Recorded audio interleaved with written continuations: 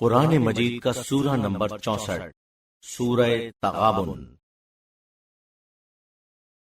سہارا اللہ کے نام کا جو سب کو فیض پہنچانے والا بڑا مہربان ہے۔ تسبیح کرتی ہے اللہ کی ہر وہ چیز جو آسمانوں میں ہے اور جو زمین میں ہے، اسی کے لیے پورا پورا اقتدار سلطنت ہے اور اسی کے لیے ہر تعریف ہے، اور وہ ہر چیز پر قادر ہے۔ وہ ہے جس نے تم سب کو پیدا کیا، اب تم میں سے کوئی کافر ہے اور تم میں سے کوئی مومن ہے، اور اللہ جو تم کرتے ہو اس کا دیکھنے والا ہے۔ اس نے آسمانوں اور زمین کو حقانیت کے ساتھ پیدا کیا ہے اور تمہاری صورت گری کی تو بہت اچھی صورتیں تمہاری بنائیں، اور اسی کی طرف پلٹ کر جانا ہے۔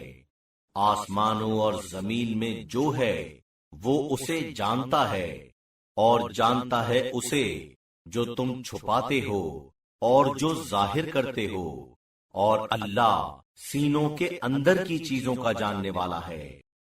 کیا تمہیں خبر نہیں پہنچی ان لوگوں کی جنہوں نے کفر اختیار کیا اس سے پہلے، تو انہوں نے چکھا اپنے معاملے کا خمیازہ، اور ان کے لیے دردناک عذاب ہے۔ یہ اس وجہ سے کہ ان کے پیغمبر ان کے پاس آتے تھے کھلی ہوئی دلیلیں لے کر، تو انہوں نے کہا کیا کچھ آدمی ایسے ہیں جو ہماری ہدایت کریں، تو انہوں نے کفر اختیار کیا اور روگردانی کی، اور اللہ کو کوئی ضرورت نہ تھی، اور اللہ بے نیاز ہے، قابل تعریف۔ وہ جو کافر ہیں ان کا خیال ہے کہ ہرگز وہ دوبارہ زندہ نہیں ہوں گے۔ کہیے کہ کیوں نہیں، قسم میرے پروردگار کی تم لوگ دوبارہ زندہ کیے جاؤ گے، پھر تمہیں بتایا جائے گا جو تم نے کیا ہوگا، اور یہ اللہ پر بہت آسان ہے۔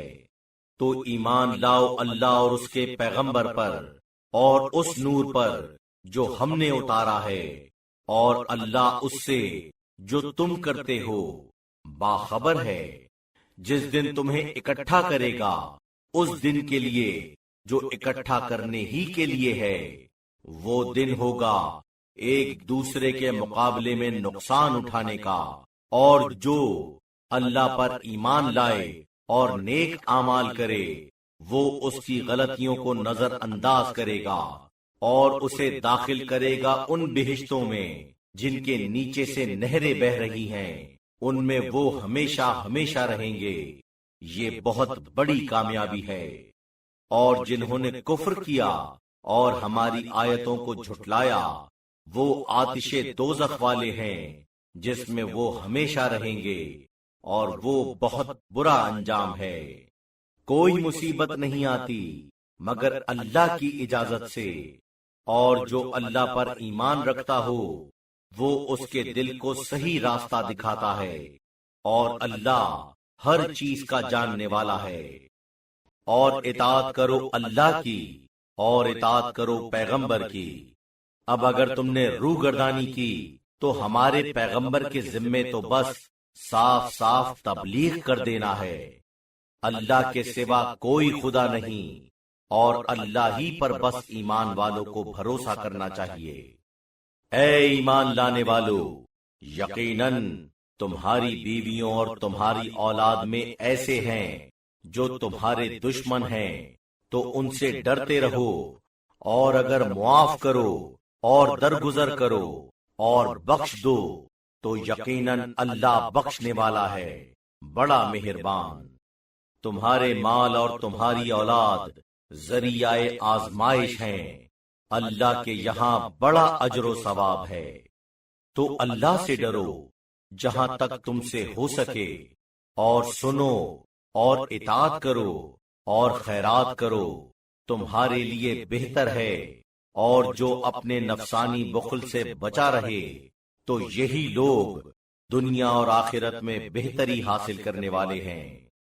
اگر تم اللہ کو قرض حسنہ دو تو وہ تمہارے لیے اسے بہت بڑھا دے گا اور تمہارے گناہوں کو بخشے گا، اور اللہ بڑا قدردان حلم و تحمل سے کام لینے والا ہے۔ وہ اندیکھی اور دیکھی چیزوں کا جاننے والا ہے، غالب آنے والا، صحیح کام کرنے والا ہے۔